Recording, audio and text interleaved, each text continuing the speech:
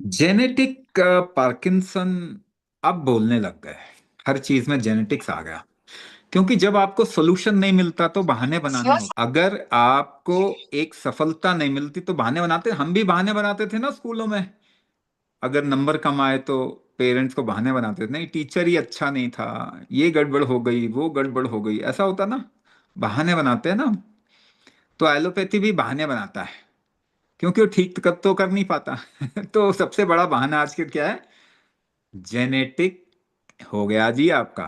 तो आप उनसे सिर्फ ये बात पूछें कि 2 जनरेशन 3 जनरेशन पहले तो नहीं था, तो अभी कैसे जेनेटिक हो गया? तो ये जेनेटिक हमने ही बनाया ना। तो आपने जो ट्रीटमेंट दी, जो वैक्सीनेशन किया, जो बचपन में दवाइयां खिलाई, प्रेग्नेंट लेडी को जो दवाइयां खिलाई, उससे हो गया ना जेनेटिक। तो गलती की जिम्मेदारी तो कोई भी नहीं लेता, बहाने बनाते हैं। तो अब दूसरा सवाल ये है कि जेनेटिक है, ठीक कर दो जी। आपने ही किया क्रिएट जेनेटिक्स प्रॉब्लम, तो ठीक कर दो। नहीं नहीं, ठीक करने का तो नियम ही नहीं है।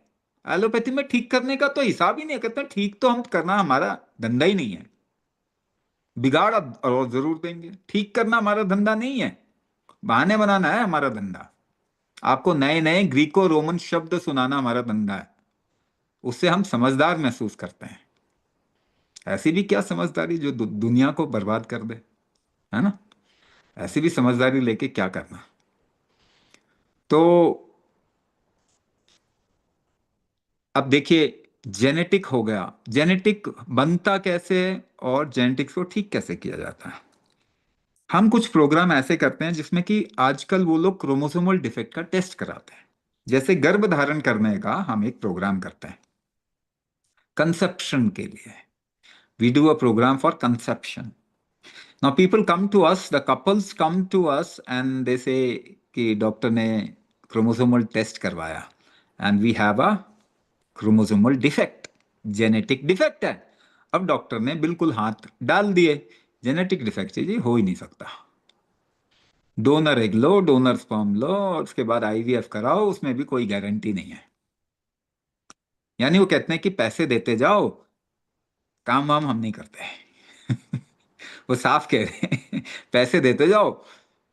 बड़ी अच्छी बात है, ये तो अच्छा कमाने का धंधा है ना। है ना? पैसे चाहिए मगर काम नहीं करेंगे हम, क्योंकि हमने इतना बड़ा इकोसिस्टम बनाया है। उसके इन्फ्लुएंस में आप तो आएंगे ही ना लाइन लगा के हमारे पास में। और इंश्योरेंस भी करा रखा है, तो उनका पैसा कौन खाएगा? हम ही खाएंगे। तो जेनेटिक डिफेक्ट लेके आते हैं लोग, कुंभक करते हैं, फिर टेस्ट कराते हैं 6 महीने, 8 महीने, साल भर बाद, 1.5 साल बाद, और कहते हैं जी वो तो ठीक हो गया हमारा क्रोमोसोमल डिफेक्ट। क्या कुंभक जेनेटिक्स को ठीक करता है? कुंभक ही जेनेटिक्स को बनाता है और संभालता है। इसी को हम कर्म सिद्धांत कहते हैं हमारे परंपराओं में। हम कर्म सिद्धांत कहते हैं कि कर्म का मतलब क्या होता है? आपने जो कुछ किया उसका आपके आपके जेनेटिक्स पे इंप्रेशन है। तो कर्म कैसे बनते हैं, जोर कैसे लगाते हो आप? सांस रोक के जोर लगाते हो।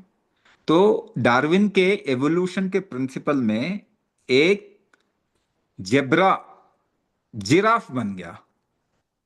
कैसे बना? वो पेड़ की ऊंची पत्तियों को खाने के लिए गर्दन को उचकाता था, तो गर्दन लंबी हो गई। जोर लगाता था तो लंबी हो गई। आप जरा गर्दन उचका के देखो, कैसे सांस रोक के उचकाते हैं ना। तो सांस रोकने के कारण जेनेटिक्स बदल जाता है।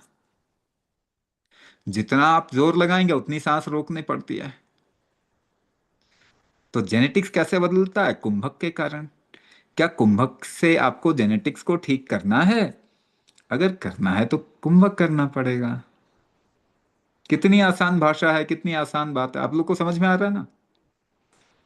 कोई ये बहुत तोप चीज तो नहीं है, आप सभी समझ सकते हैं।